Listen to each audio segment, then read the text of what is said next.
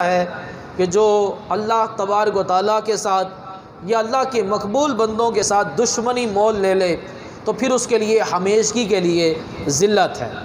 अब इब्राहीम अलैहिस्सलाम की इज़्ज़त देखें कितनी है। यूँ तो हर साल इस महीने में उनका ज़िक्र खैर होता है, उनकी याद मनाई जाती है, रोज़ाना भी उनका ज़िक्र होता है नमाज के अंदर। अब देखिए नमाज में अल्लाह का ज़िक्र है, फिर हुज़ूर सल्लल्लाहु अलैहि वसल्लम का ज़िक्र है, इब्राहीम अलैहिस्सलाम का ज़िक्र है और नेक बंदों का ज़िक्र है। अल्लाह का ज़िक्र, फिर हुज़ूर सल्लल्लाहु अलैहि वसल्लम का ज़िक्र अत्तहियात के अंदर अस्सलामु अलैका अय्युहन नबिय्यु व रहमतुल्लाहि व बरकातुहू, ये हुज़ूर सल्लल्लाहु अलैहि वसल्लम का ज़िक्र हो गया।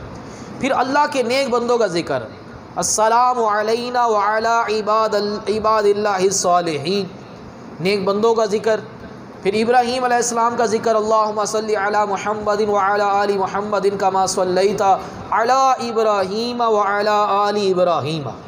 तो नमाज के अंदर, हर नमाज के अंदर इब्राहीम अलैहिस्सलाम का ज़िक्र किया जा रहा है, आपको याद किया जा रहा है किस तरह से अल्लाह तबारक व तआला ने इनके मकाम और मर्तबे और इनकी इज़्ज़त को बढ़ाया है। इब्राहीम अलैहिस्सलाम ये नमरूद, जिसे ये ज़िना की औलाद था, इसकी माँ ने ज़िना करवाया था और ये ज़िना से पैदा हुआ था। यही ज़ानी लड़का बड़ा होकर बादशाह बना और बादशाह बनने के बाद ताकत के गुरूर में आकर इसने खुदाई का दावा कर दिया। तो बहुत ज़्यादा ताकत आ जाए, बहुत ज़्यादा दौलत आ जाए और बहुत ज़्यादा अगर हुस्न आ जाए तो अल्लाह से डरना चाहिए। ये ताकत के गुरूर में आकर, दौलत के गुरूर में आकर, हुस्न के गुरूर में आकर कहीं अल्लाह ताला को नाराज़ ना कर बैठे, क्योंकि जितनी भी नेमतें होती हैं ये अल्लाह की अता होती है। तकब्बुर किस चीज़ का, गुरूर किस चीज़ का। अब शैतान को गुरूर था, उसको गुरूर इस चीज़ का था कि मैं आग का बना हूँ, खलक़तानी मिनन नार, कि तूने मुझे आग से पैदा किया। उसको बड़ा गुरूर था, मैं आग से पैदा हुआ हूँ, आदम अलैहिस्सलाम मिट्टी से पैदा हुए हैं। अब तुझे क्या मालूम कि अल्लाह की बारगाह में आग का ज़्यादा मर्तबा है या मिट्टी का ज़्यादा मर्तबा है। तू आग का बनकर समझ रहा है कि मैं बड़ा फजीलत वाला हूँ। तो अब उस गुरूर में आकर उसने अल्लाह ताला के नेक बंदे की गुस्ताखी की और अल्लाह ताला से दुश्मनी मोल ले ली, तबाह बर्बाद हो गया। अब क़यामत वाले दिन वो देखेगा कि जानवर जो हैं वो, उनका जानवरों का भी हिसाब किताब होगा। ये जो एक दूसरे को उसके साथ ज़्यादती करनी है ना, इसमें जानवरों का भी हिसाब है। जब किसी सींग वाली बकरी ने किसी बगैर सींग वाली को मारा होगा ना, तो क़यामत वाले दिन उसको भी हिसाब देना पड़ेगा। अब वो उस बकरी को सींग दिए जाएंगे, क़यामत वाले दिन वो बकरी अपना बदला लेगी। अब ये जब जानवरों का हिसाब किताब हो जाएगा तो सारे के सारे जानवर मिट्टी हो जाएंगे। कुछ जानवर हैं जो जन्नती हैं, जैसे कि वो इब्राहीम अलैहिस्सलाम के पास जो मेंढा आया था वो जन्नत में जाएगा। इसी तरह उज़ैर अलैहिस्सलाम का खच्चर, वो सुलेमान अलैहिस्सलाम की चूंटी और हज़रत सालेह अलैहिस्सलाम की ऊँटनी और नबी करीम सल्लल्लाहु अलैहि वसल्लम की ऊँटनी और हुज़ूर सल्लल्लाहु अलैहि वसल्लम का खच्चर, ये कुछ जानवर हैं जो जन्नत में जाएंगे। बाकी सारे के सारे ये मिट्टी हो जाएंगे। जब ये मिट्टी हो जाएंगे तो शैतान कहेगा या लैतानी कुन्तु तुराबा, काश मैं भी मिट्टी से ही पैदा हुआ था, आग से ना पैदा हुआ था। तो आग से पैदा हुआ, मैंने तकब्बुर किया, काश मैं भी मिट्टी से पैदा हुआ था। तो जो दौलत की बिना पर अल्लाह ताला की नाफरमानी करते कहेंगे काश हमारे पास दौलत ना होती, हम भी गरीब होते। कोई अपने हुस्न की वजह से तकब्बुर करता है तो क़यामत में तमन्ना करेगा काश मैं खूबसूरत ना होता, मैं भी बदसूरत होता। जो ताकत की बिना पर जुल्म और सितम पर उतर आता है वो क़यामत में तमन्ना करेगा काश मेरे पास ताकत ना होती, मैं भी कोई कमज़ोर सा इंसान होता।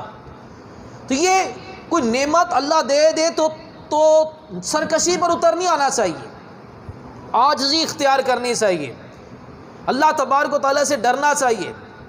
फ़ारूक आज़म रज़ी अल्लाह ताला को अथॉरिटी मिली, ताकत मिली, आप अमीरुल मोमिनीन बने, आपने सारी रात रोकर गुजार दी कि अब क़यामत में हिसाब मुझे देना पड़ेगा। उमर बिन अब्दुल अज़ीज़ रज़ी अल्लाह ताला अन्हु बादशाह बने, आपने तकब्बुर में नहीं आएगा मैं बादशाह बन गया, आपने आजी इख्तियार की। पहले महंगा तरीन लिबास पहनते थे, सादा पहनना शुरू कर दिया।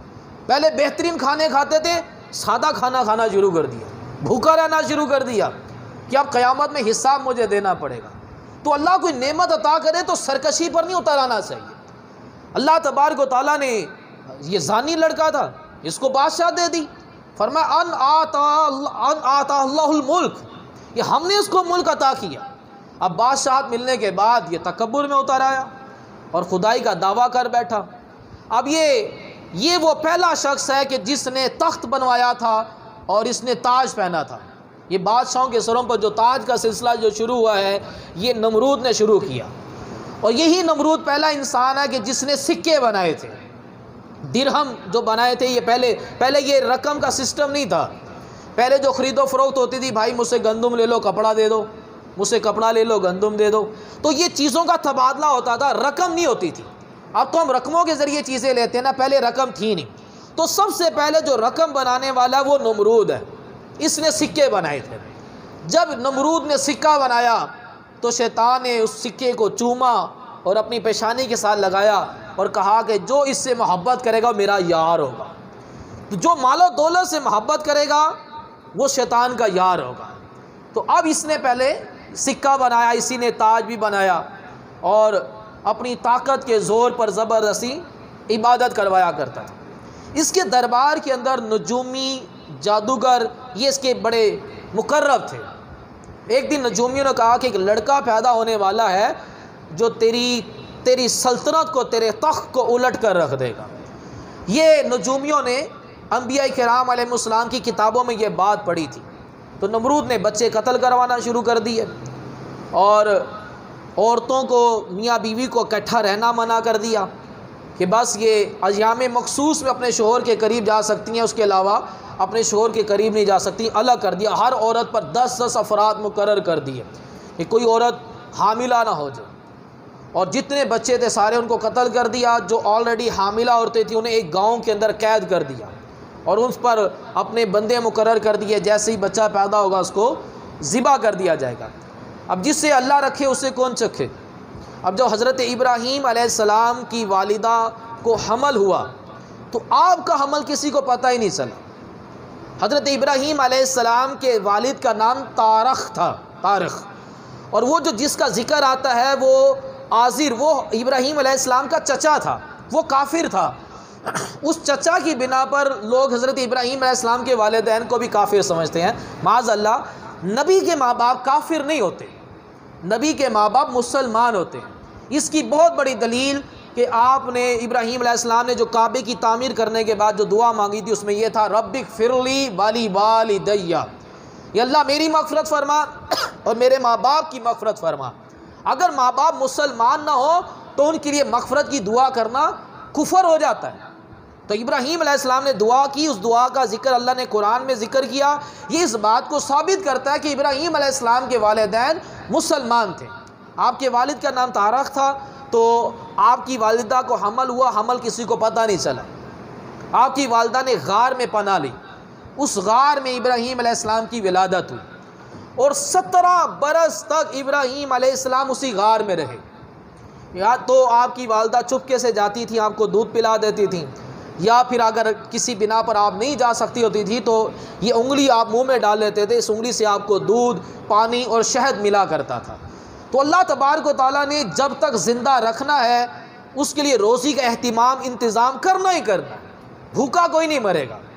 अब इब्राहीम अलैहिस्सलाम जब 17 बरस के हुए, फिर अपनी कौम में आए और तबलीग का सिलसिला शुरू किया तो कौम ने झुटलाया और फिर इब्राहीम अलैहिस्सलाम को ज़िंदा जलाने के लिए एक बड़ी आग का इंतज़ाम किया गया। अब वो इतनी बड़ी आग थी कि उसके करीब ही नहीं जाया जा रहा था। अब करीब तो जाया नहीं जा रहा, तो इब्राहीम अलैहिस्सलाम को इसमें फेंके कैसे। तो फिर शैतान के मशवरे पर मंजनीक तैयार की गई, वो मशीन जो दूर से पत्थर फेंकने के काम आती रही बाद में जंगों के। तो इब्राहीम अलैहिस्सलाम को उसमें बांध कर, उसमें डालकर उस आग में फेंका गया। तो अल्लाह के हुक्म से वो आग गुले गुलजार हो गई। आपकी वालिदा ने इब्राहीम अलैहिस्सलाम से कहा कि मैं भी तुमसे मिलना चाहती हूँ। तो इब्राहीम अलैहिस्सलाम ने दुआ की तो वो आग आपकी वालिदा पर भी असर नहीं की। आपकी वालिदा आग के अंदर दाखिल हुई, इब्राहीम अलैहिस्सलाम को गले से लगाया, आग की पेशानी को बोसा दिया और मुलाकात कर कर वापस आ गई। अब नमरूद ये सारा मंजर देख रहा था तो कहने लगा कि मैं तुम्हारे रब को राज़ी करने के लिए 4000 गाय की कुर्बानी करूँगा। इब्राहीम अलैहिस्सलाम ने फरमाया तेरी कुर्बानी कबूल नहीं होगी जब तक तू ईमान ना ले आए। बग़ैर ईमान के कोई नेकी, कोई ईमान, कोई अमल काबिल कबूल नहीं है। नमरूद के पास 3 मरतबा फ़रिश्ता इंसानी शक्ल में आया कि मैं रब का फ़रिश्ता हूँ डायरेक्ट रब की तरफ से पैगाम लाया हूँ। रब फरमाता है कि तेरी बादशाहत बाकी रहेगी, तू ईमान ले आ। अल्लाह अपने बंदे को मोहलत कितनी देता है, लेकिन बंदा के साथ जब सरकश हो तो फिर तो जहन्नम का मुस्तहक है ही है। अब फरिश्ते ने 3 मरतबा कहा, कहने लगा रब तो मैं हूँ। तो बंदा कि जो अल्लाह ने दिया है वो कहीं नहीं जाने वाला, जो उसके मुकद्दर में है, अल्लाह की सरकशी ना करे। अब नमरूद ने इब्राहीम अलैहिस्सलाम से कहा कि मैं तुम्हारे रब से जंग करना चाहता हूँ, अपने रब से कह तैयारी करें, मैं भी तैयारी करता हूँ। अब इसने अपना लश्कर तैयार करना शुरू कर दिया, कई महीने लगाकर बहुत बड़ा लश्कर तैयार किया। तो कहने लगा इब्राहीम मेरा लश्कर तैयार हो गया, अपने रब से कहो कि अपना लश्कर भेजे। तो इब्राहीम अलैहिस्सलाम ने दुआ की, या अल्लाह जो तेरा सबसे कमज़ोर लश्कर है वो भेज। तो सबसे कमज़ोर मखलूक क्या है? मच्छर है। अल्लाह ने मच्छरों को भेजा, होगी जंग शुरू। अब मच्छरों के साथ क्या लड़ना, वो सारे लश्कर वालों की उन्होंने मच्छरों ने पहले खाल खाई, फिर गोश्त खा गए, खाली ढांचे बच गए। नमरूद देखता रह गया, फिर वही एक मच्छर उसकी नाक से उसके दिमाग के अंदर दाखिल हुआ और वो हलाक होकर रह गया। तो नमरूद की ज़िल्लत देखें और हज़रत इब्राहीम अलैहिस्सलाम की इज़्ज़त देखें कि अल्लाह तबारक व तआला ने किस तरह से उनके मकाम व मर्तबे को बढ़ाया। इब्राहीम अलैहिस्सलाम की ज़िंदगी में हमारे लिए